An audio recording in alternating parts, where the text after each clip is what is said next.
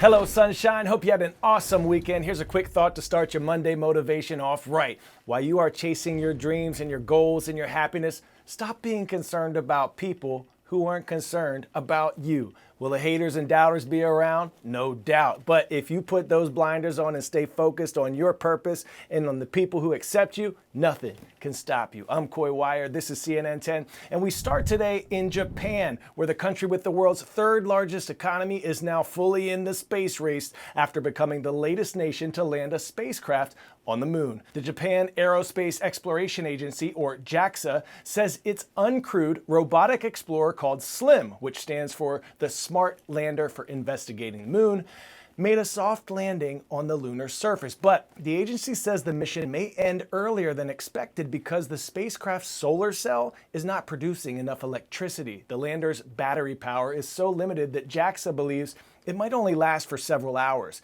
As the agency continues to examine the latest data on the cause of the lander's solar cell issue, space officials believe SLIM is actually not pointing in the correct direction.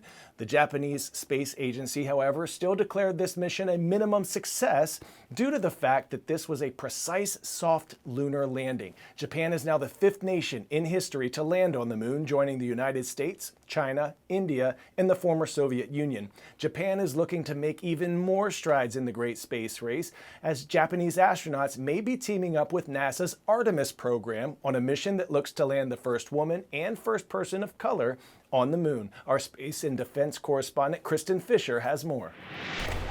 Well, the good news is that Japan's Moon Sniper lunar lander has touched down on the surface of the moon, but there's a problem, and the problem is that it's having a tough time generating power. There's an issue with one of the lunar lander's solar cells, and so Japan Space Agency, JAXA, is working right now, troubleshooting. They're trying to fix it, and there is a chance that it could be fixed. We may just have to wait until the sun actually moves position and can reach those solar cells.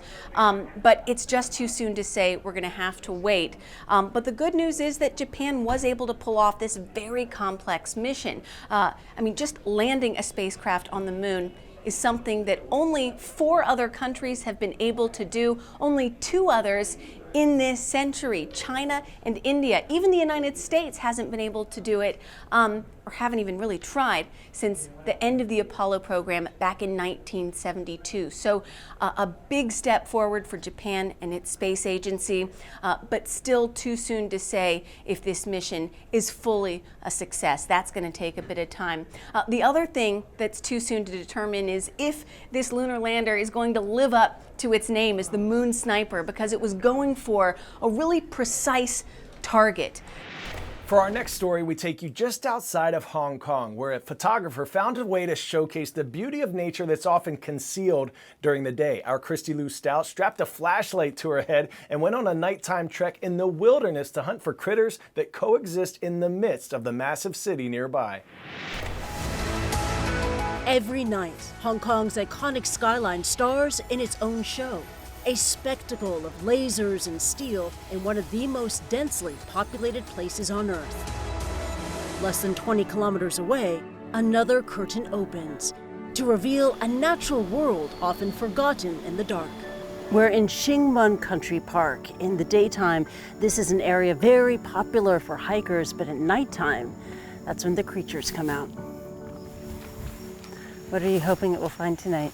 I'm hoping to find a couple of snakes and any other aquatic creatures. Leading our nocturnal safari, Hong Kong British educator and photographer Lawrence Hilton.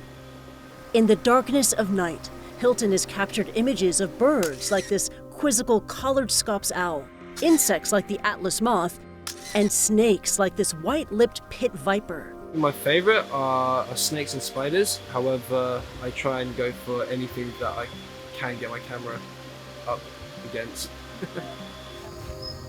Hilton says he photographs the animals as he encounters them, with minimal impact to them or the environment.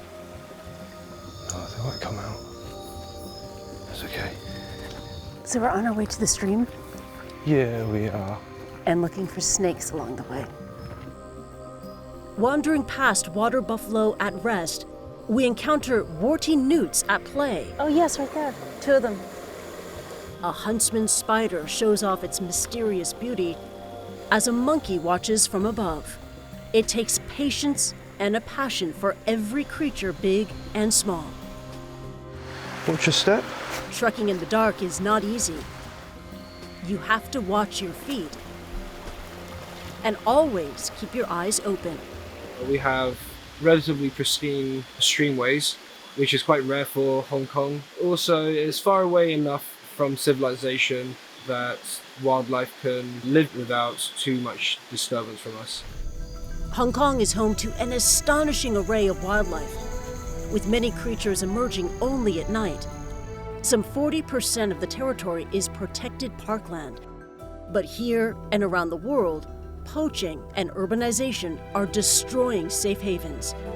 We have lost on average almost 70% of our wildlife populations since the 1970s.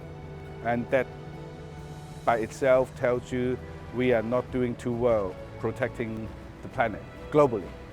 At the end of this century, it's estimated up to 33 million hectares of natural habitat will be lost as a result of urban development. That's more than the size of the U.S. state of New Mexico. Lawrence says his mission is to promote conservation through photography. We have a lot of trekkers who visit this area, and fear of snakes and fear of the unknown makes people do silly things. And hopefully someday in the future, everyone can just enjoy nature. Nearing midnight, we spot a rare Futsing wolf snake. Non-venomous, nocturnal, and extremely rare in Hong Kong. Bearing witness to the richness of nature in the backyard of a global metropolis. Bye-bye. Pop quiz hot shot. Which of these legendary artists was a feature member of the group of musicians and actors known as the Rat Pack? Tony Bennett, Bing Crosby, Frank Sinatra, or Elvis Presley? Hubba hubba. Congrats! If you said Frank Sinatra, the leader of this group of entertainers that appeared on stage and in films in the 1950s and 60s.